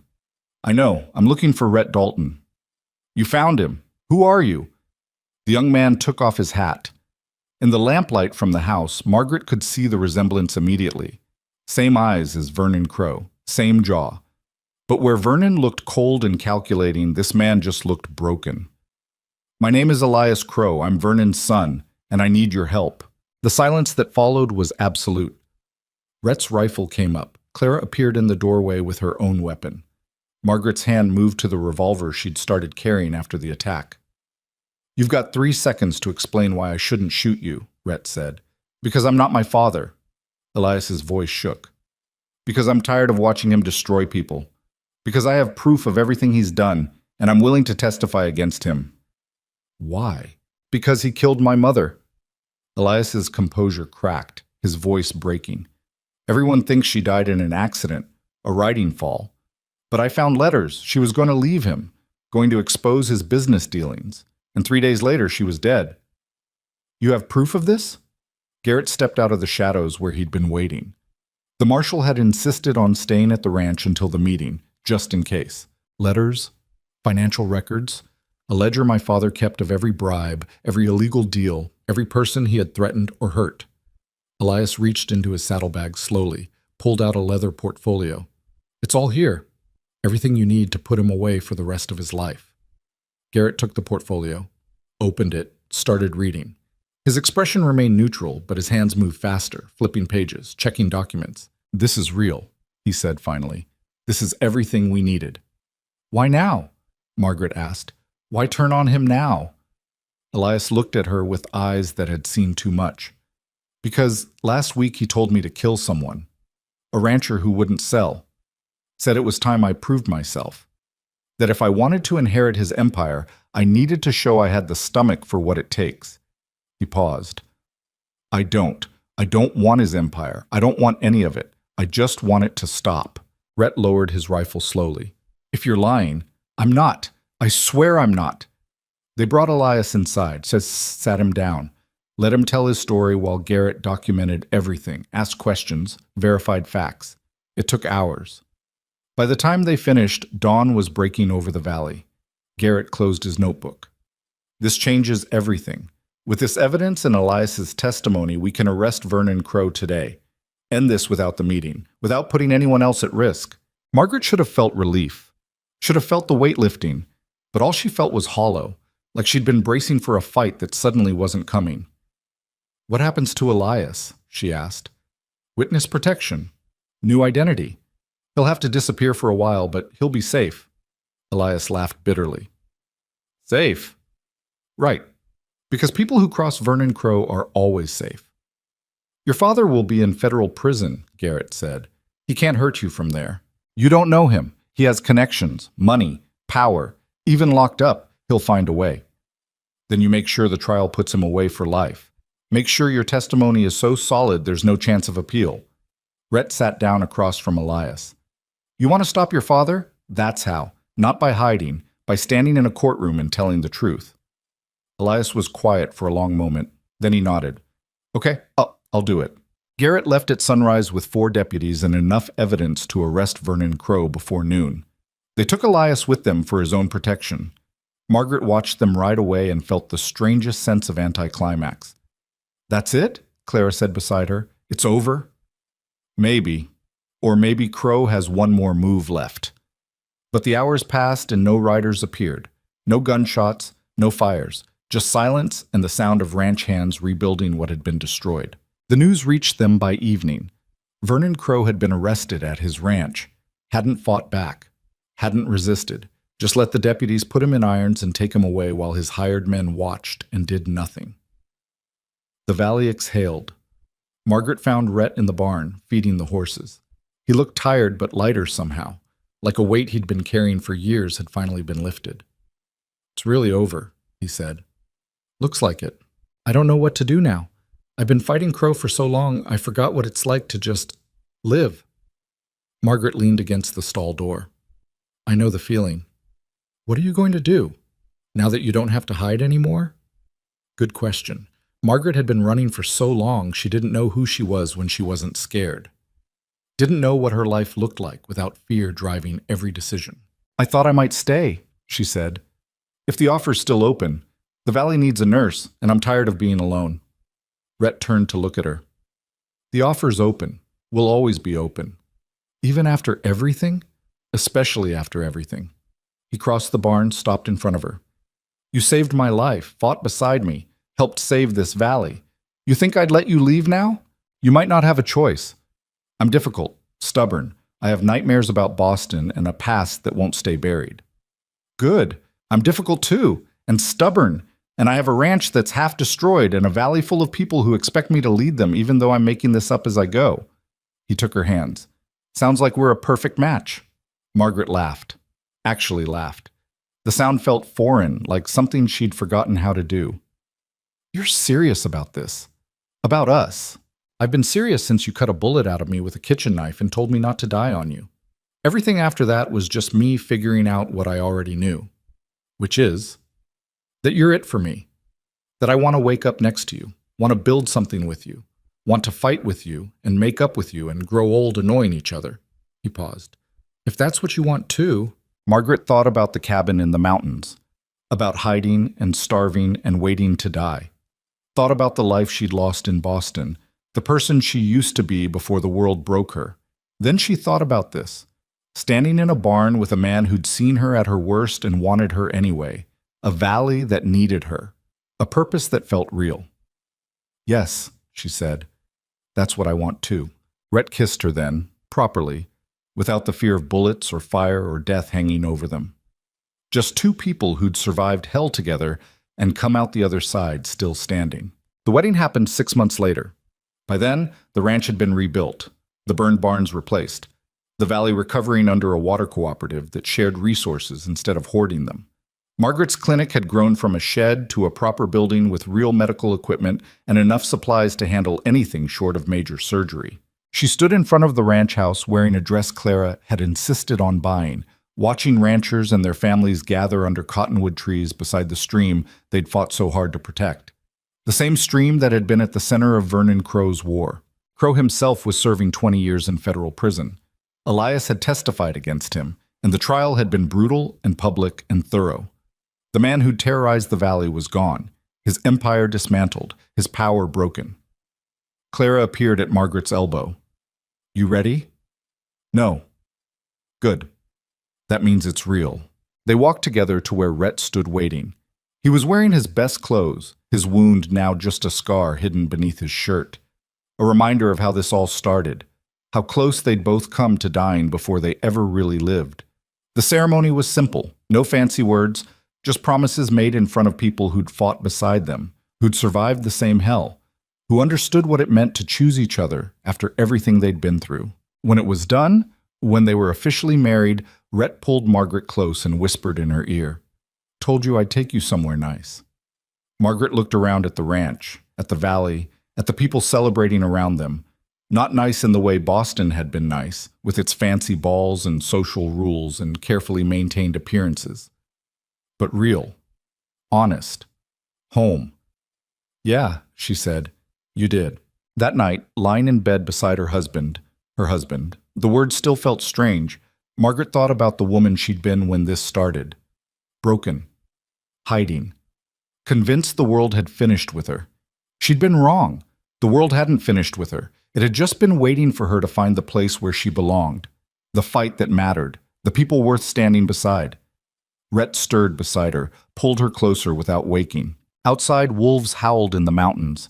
The same mountains where she'd found him dying in the snow, where she'd made a choice that changed everything.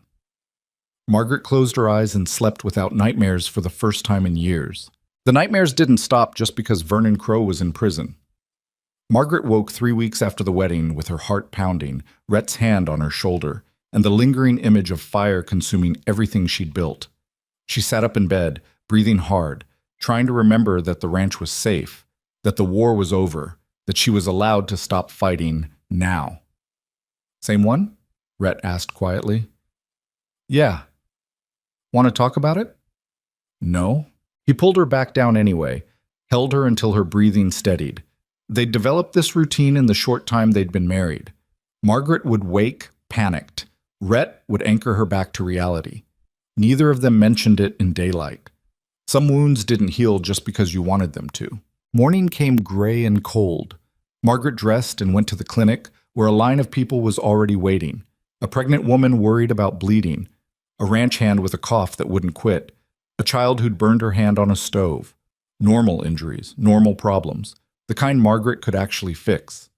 She worked through the morning, treating patients, dispensing medicine, trying not to think about the dream, trying not to think about how fragile everything they'd built actually was.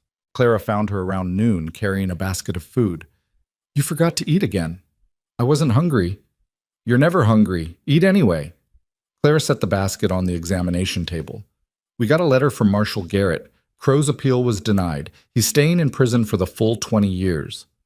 Margaret should have felt relief, should have felt safe. But all she felt was the waiting, the certainty that something else was coming.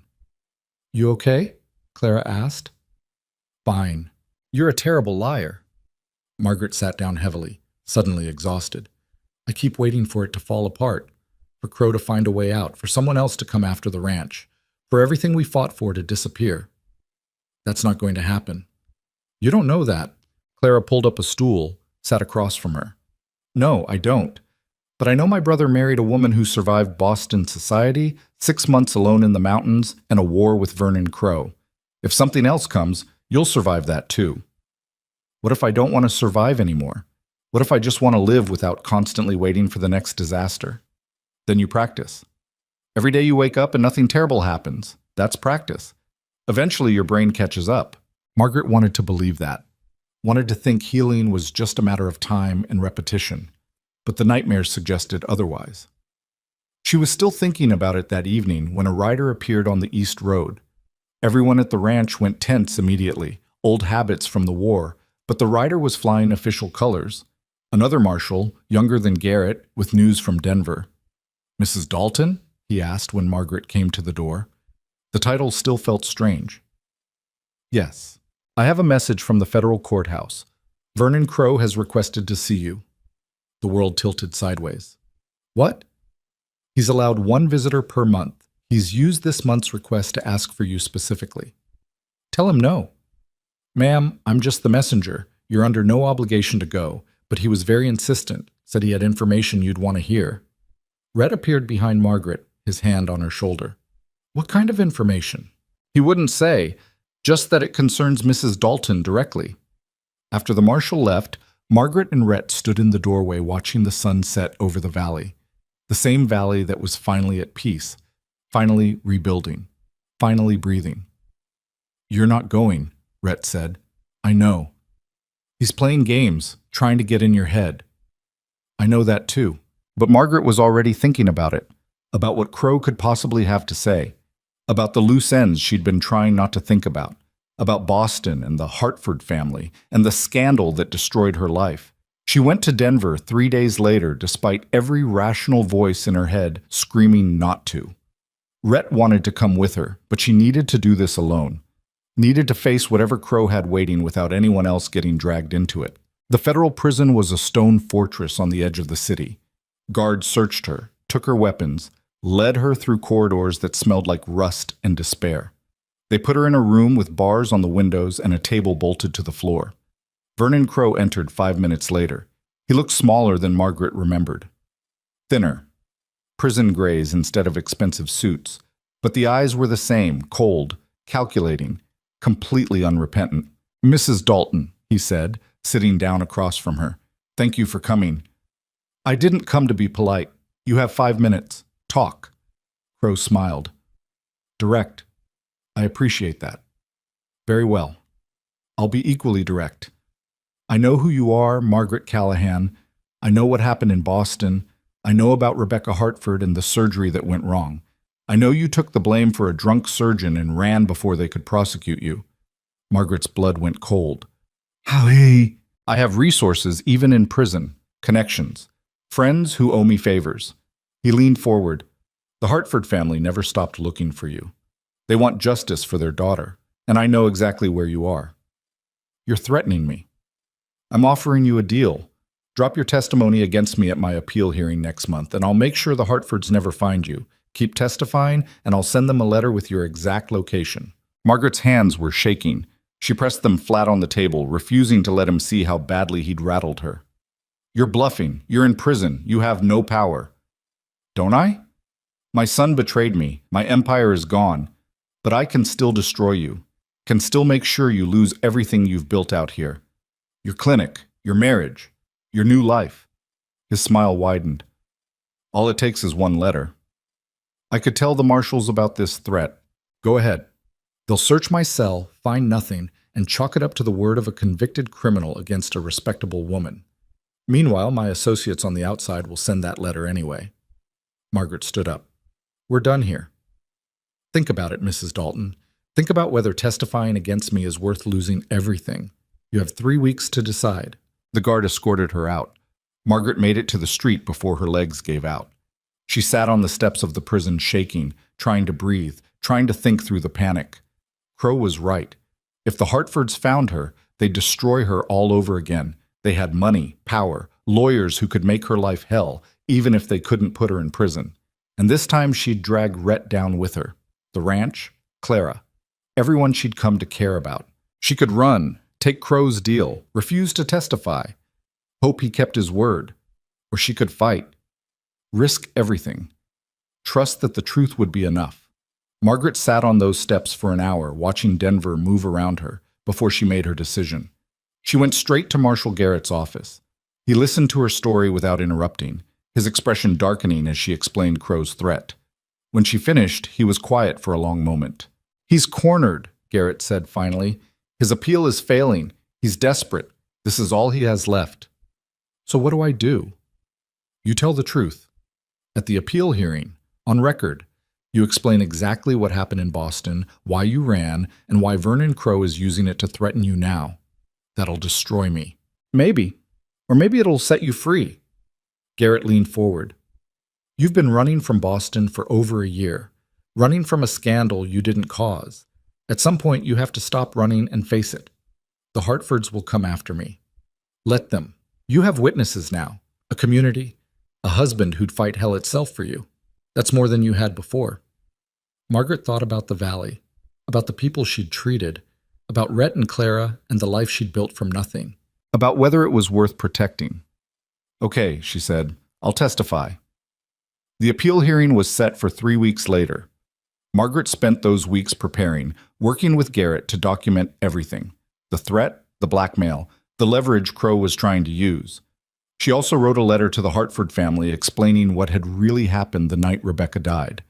She didn't send it yet, just kept it as insurance, as proof that she was done hiding.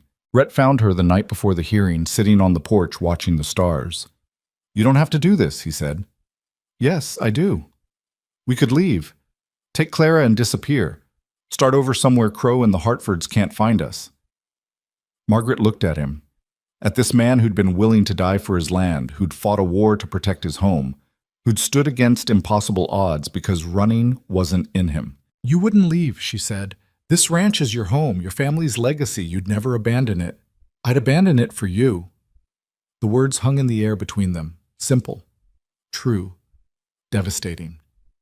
I know, Margaret said quietly, but I won't let you. This is my fight, my past, and I'm done letting it control my future. The hearing took place in a Denver courthouse packed with spectators. Crow's lawyers had done their job well. The room was full of people ready to see the great Vernon Crow vindicated, ready to watch his conviction overturned.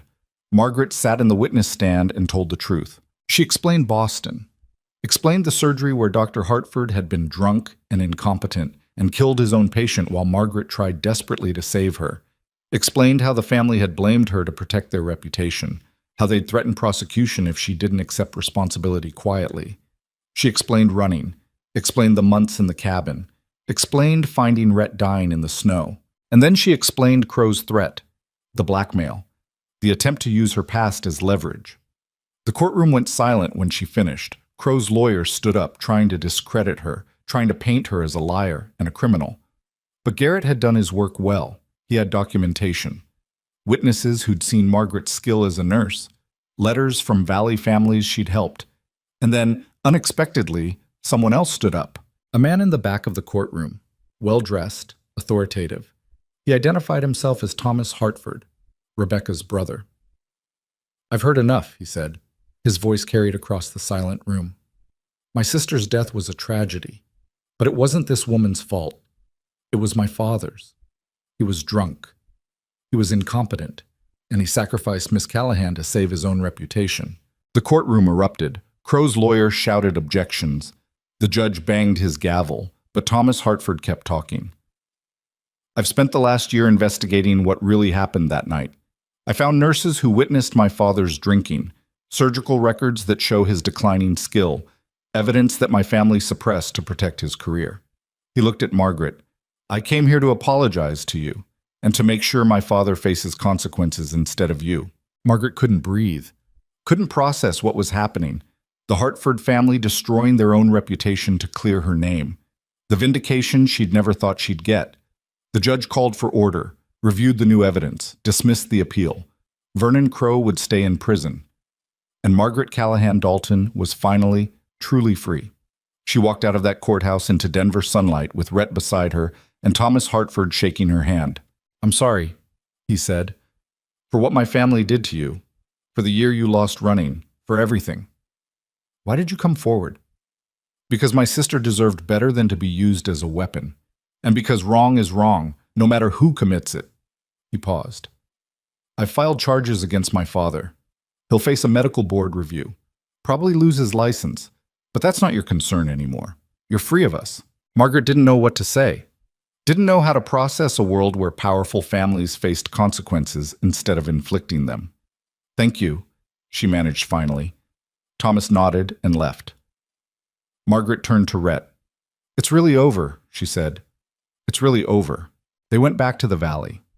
Back to the ranch and the clinic and the life they'd built. Margaret threw herself into work, expanding the clinic, training local women in basic medicine, building something that would outlast her. Clara's seizures became manageable with the right medication, something Margaret found by corresponding with doctors back east who actually listened instead of dismissing women's health as hysteria. The episodes still happened, but less frequently, and Clara learned to live around them instead of letting them define her. The valley continued to heal. The water cooperative grew stronger. Ranches that had been failing started to recover. Families that had been scattered by Crowe's war came back home. And Margaret stopped having nightmares. It didn't happen all at once, but gradually, over months and then years, the dreams of fire faded. The panic attacks became less frequent. The waiting for disaster shifted into something closer to peace. 5 years after the wedding, Margaret stood in her clinic treating a young woman's broken arm when she felt it. A flutter in her stomach, a movement that wasn't hers. She was pregnant. The realization hit her like a physical blow. She'd spent so long surviving, so long fighting, that she'd forgotten to think about a future that included children. A future that was about building instead of defending. She told Rhett that night, watched his face transform from shock to joy to something deeper that didn't have words. We're having a baby, he said, like he couldn't quite believe it. We're having a baby. They held each other in the darkness, two people who'd survived hell together, now creating something new, something hopeful. Something that represented a future instead of a past. The baby came 8 months later, a girl with Rhett's dark hair and Margaret's stubborn chin. They named her Sarah, after Rhett's mother, and she screamed loud enough to wake the entire ranch when she was born. Margaret held her daughter and felt something shift inside her chest. All the broken pieces she'd carried from Boston, all the fear and shame and guilt, suddenly seemed smaller, less important. Because this tiny human didn't care about scandal or reputation or who Margaret used to be. She only cared that Margaret was there. 2 years later, they had a son, then another daughter. The ranch house filled with noise and chaos and the kind of messy, imperfect life that Margaret had never imagined for herself. Clara never married. She ran the ranch business, managed the water cooperative, became one of the most respected voices in the valley. Her seizures were part of her, not something to hide or be ashamed of, and she taught that attitude to every kid who asked why she sometimes fell down. The clinic grew into a proper hospital. Margaret trained 3 women to work alongside her, passing on knowledge that had once been hoarded by men who thought women couldn't handle medicine. Together, they handled everything from births to bullet wounds to the mundane illnesses that filled small-town life. Elias Crowe never came back to the valley. He disappeared into witness protection and stayed disappeared. But Margaret sometimes got letters from places like San Francisco or St. Louis, unsigned but clearly from him, checking that his father was still in prison, still unable to hurt anyone. Vernon Crowe died in his cell 7 years after his conviction. Heart attack, the official report said. Margaret didn't attend the funeral, didn't mourn, just marked it as another ending and moved on. Thomas Hartford became a vocal advocate for medical reform. He exposed his father's malpractice, testified before boards, helped change laws that protected incompetent doctors at the expense of patients. He and Margaret exchanged letters occasionally, a strange friendship built on shared trauma and mutual respect. And every winter, when snow covered the mountains, Margaret would stand on the ranch porch with Rhett and remember. Remember the cabin where she'd hidden. Remember finding him dying in a blizzard. Remember the choice she'd made to save a stranger instead of protecting herself. "Do you ever regret it?" Rhett asked her one evening. Their children were inside with Clara, and they had stolen a rare moment of quiet. Everything that happened, the fighting, the danger, all of it. Margaret thought about the question, about the life she'd lost in Boston and the one she'd found here, about scars physical and emotional that would never fully heal, about nightmares that still sometimes woke her in the darkness. "No," she said finally. "I don't regret it, because all of that brought me here. To you. To them." She gestured at the house where their children's laughter echoed, to a life that's real instead of perfect. "It's pretty imperfect," Rhett agreed. "Good. Perfect is boring." They stood there watching the sun set over the valley they'd fought to protect. The valley that had almost destroyed them, but ultimately became their home. Margaret had learned something in the years since that frozen night. She'd learned that survival isn't the same as living, that sometimes the scariest thing you can do is stop running and build something worth protecting. That family isn't always blood. Sometimes it's the people who stand beside you when everything's burning and choose to stay anyway. She'd learned that healing doesn't mean forgetting. It means carrying your scars forward and refusing to let them define you. She'd learned that second chances exist, but you have to be brave enough to take them. And most importantly, she'd learned that the woman she used to be, the one who hid in a cabin waiting to die, wasn't weak. She was just waiting for something worth fighting for. Inside the house, one of the children called for her. Margaret squeezed Rhett's hand and turned to go. Turned toward the noise and chaos and beautiful mess of a life she'd built from nothing. Behind her, the mountains stood eternal, already gathering snow for another winter. But Margaret wasn't afraid of the cold anymore. She'd survived worse than winter. She'd survived herself. And that, she thought, as she walked into the warmth and light of home, was the real victory. Not defeating Vernon Crow or clearing her name or building a hospital, but learning to believe she deserved this, deserved happiness, deserved a future. The starving nurse who found a dying cowboy in the snow had become someone new, someone stronger, someone who understood that redemption isn't about erasing your past. It's about building a future in spite of it. And as Margaret Dalton stepped through the door to help her daughter with homework and settle an argument between her sons and steal a quiet moment with her husband before the chaos started again, she knew one thing for certain. She was finally, completely home.